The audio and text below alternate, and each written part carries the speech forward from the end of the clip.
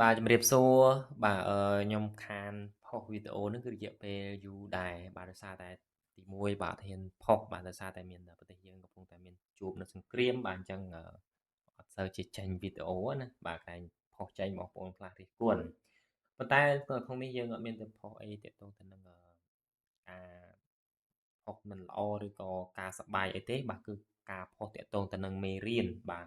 អញ្ចឹងបើយើងអាក់ខានយូរក៏អត់កើតដែរអញ្ចឹងត្រូវតែផុសជាប់ព្រោះតែយើងទាំងអស់គ្នាសុទ្ធតែឈឺចាប់ពីប្រទេសទាំងអស់គ្នាប៉ុន្តែការសិក្សានេះបាទក៏យើងមិនអាចបោះបង់បានដែរសម្រាប់សិស្សខ្លះដែលគាត់មានគោលបំណងឬក៏មានឆន្ទៈនៅក្នុងការប្រឡងឬក៏រៀនដើម្បីឲ្យចេះហ្នឹងគឺយើងត្រូវការរៀនតភាគអញ្ចឹងណាបាទតែដូចខ្ញុំលើកឡើងដោយសារមួយរយៈនេះមានបញ្ហាជំនុំជម្រះប្រទេសជាតិហ្នឹងទៅក៏អត់សូវហ៊ានផុសបាទទាក់ទងទៅនឹងមេរៀនតែឥឡូវហ្នឹងគឺចាប់ផ្ដើមផុសឡើងវិញហើយអញ្ចឹង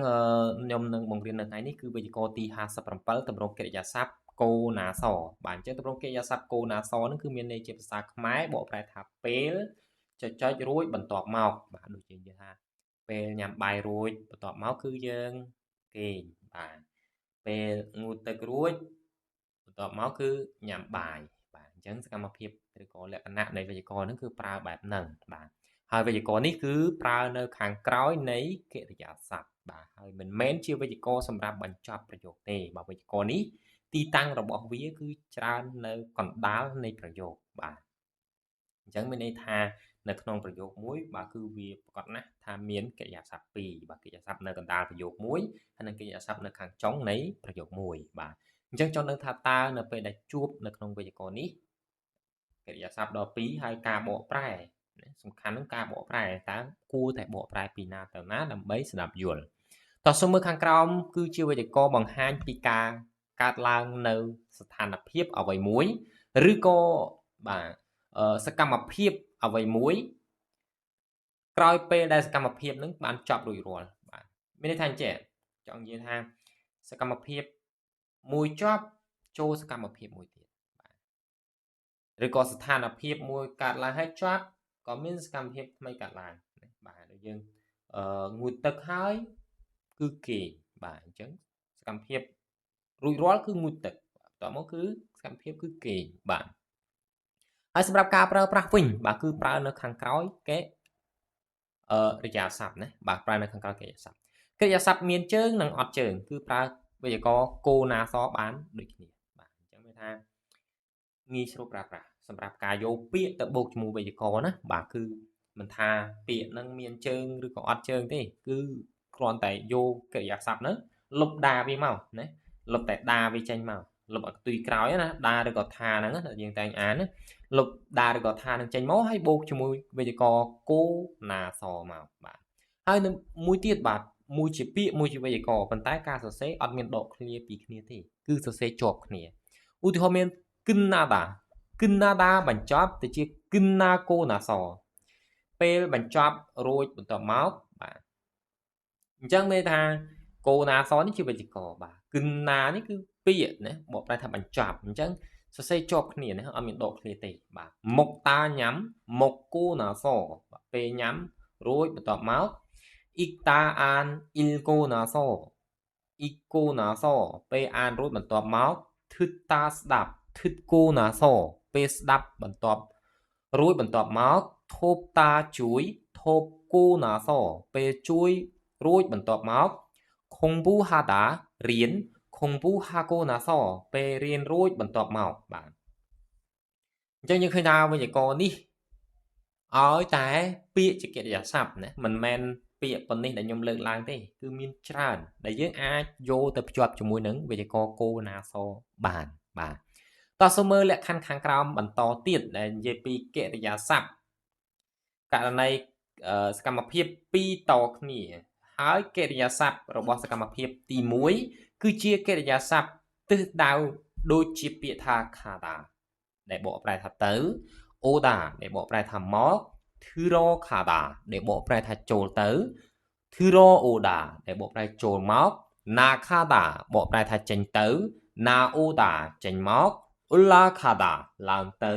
នីរយោខាតាចុះមកអ៊ីរ៉ូណាដាក្រោកពីគេងអាន់តាអង្គុយ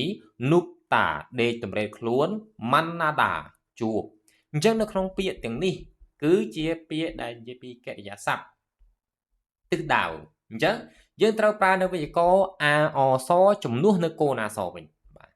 chẳng biết thắc không khâm xa này bây giờ có a rồi có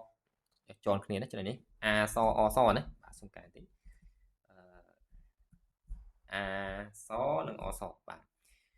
ត្រូវប្រើវេយ្យាករណ៍អាសនិងអសជំនួសគោលណាសបាទអញ្ចឹងមានថាខ្លឹមសាររបស់វេយ្យាករណ៍អាសនិងអសហ្នឹងគឺបកប្រែដូចទៅនឹងគោលណាសដែរបាទប៉ុន្តែនៅក្នុងលក្ខខណ្ឌអាអសគឺអាចប្រើបានជាមួយពាក្យខាដាអូដាធឺរ៉ូខាដាធឺរ៉ូអូដាណាខាដាណាអូដាអូឡាខាដានេយ៉ូខាដាអ៊ីរ៉ូណាដានិងអន្តានូបតាម៉ាន់ណាដាអញ្ចឹងសម្រាប់ពាក្យទាំងនេះគឺយើងអាចប្រើជាមួយវេយ្យាករណ៍អាអសបាន បើយើងប្រើយកពាក្យទាំងខាងលើនោះមកប្រើជាមួយគោណាសគឺប្រើអត់ត្រូវទេប្រយោគហ្នឹងគឺវាឆ្កងហើយសូមមើលណានិនហាក់ជួយខាគោណាសណានិនខុងប៊ូហេអូបាទខ្ញុំបានដាក់សញ្ញា x នេះគឺសំដៅទៅលើប្រយោគដែរ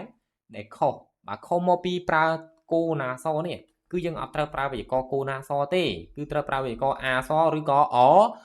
សបាទទីច្រឡំអាសអសបកប្រែថាពីព្រោះឬក៏ដោយសារចំណុចនេះអត់ទេ បាទចំណុចនេះគឺវានិយាយអំពីសកម្មភាពមួយជាប់ចូលសកម្មភាពមួយទៀតណាអាអសបកប្រែថាហើយបាទណានិនហាក់ជួយខាសណានិនខុងពូហេអូបាទហ្នឹងគឺខ្ញុំបានដាក់សញ្ញា O នេះគឺសំដៅទៅលើប្រយោគដែលត្រូវណាបាទដែលបកថាខ្ញុំទៅសាលារៀនហើយខ្ញុំរៀនបាទ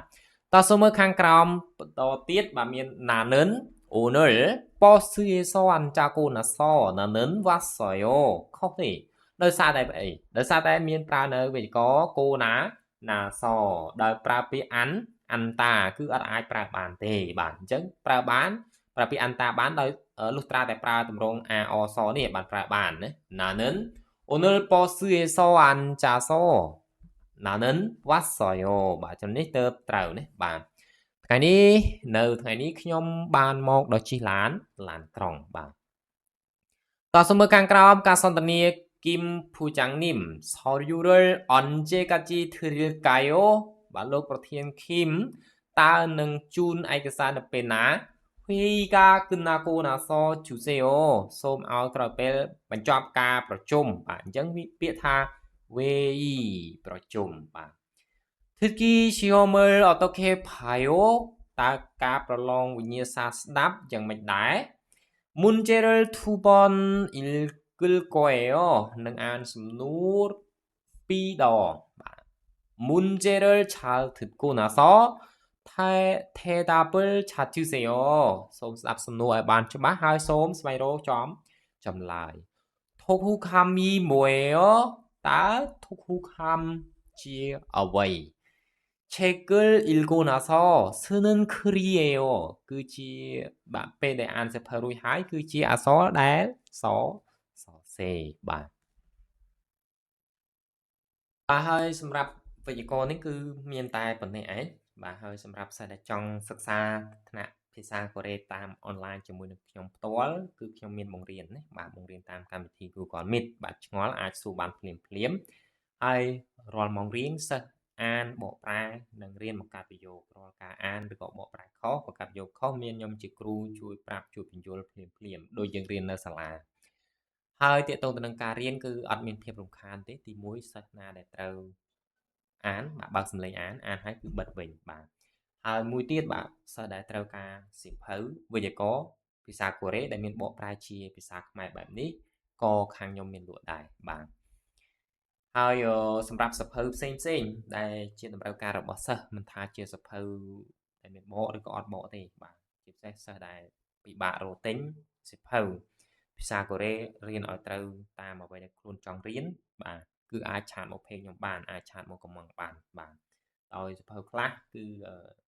យើងនឹងពិបាករកដែរណាបាទបើសិនជានៅខាងភ្នំពេញអីគឺយើងងាយស្រួលបាទប៉ុន្តែបើនិយាយពីសភៅភាសាផ្សេងដូចសភៅចិនអីយើងស្រួលរកទិញបាទសម្បូរលក់បាទសភៅភាសាកូរ៉េនេះគឺរៀនពិបាកបន្តិចបាទបើនៅតាមបណ្ដាខេត្តក៏បាក់រកមែនតើហើយបើសិនសិស្សត្រូវការអីអាចឆាតមកពេកខ្ញុំបានណាគឺខាងខ្ញុំមានលក់ បាទប៉ុន្តែលក់ហ្នឹងខ្ញុំលក់តែទាក់ទងនឹងសៀវភៅដែលខ្ញុំចងក្រងក៏ដូចជាសៀវភៅដែលច្បាប់ដើមដែលអត់ទាន់មានបកហ្នឹងខ្ញុំមាន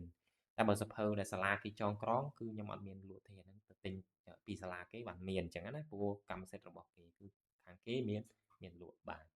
តែបើដូចខ្ញុំចងក្រងបកប្រែបែបនេះគឺខាងខ្ញុំមានលក់បាទតែបើសួរពីសៀវភៅនេះនៅសាលាគេក៏គេអត់មានដែរព្រោះខ្ញុំជាអ្នកសរសេរហ្នឹងគឺខ្ញុំមានលក់បាទហើយតាក់ទងទៅនឹងសៀវភៅấyចង់បានឆាតមកបានណាមិនថាជាសៀវភៅពាក្យវេយ្យាករណ៍វិញ្ញាសាឬក៏សន្ទនាទូទៅបាទកម្រងនៃសៀវភៅវេយ្យាករណ៍ច្បាប់ដើមបាទដែលមានច្រើនវេយ្យាករណ៍ហ្នឹងគឺអាចឆាតមកបានណាបាទគឺខាងយើងមានលក់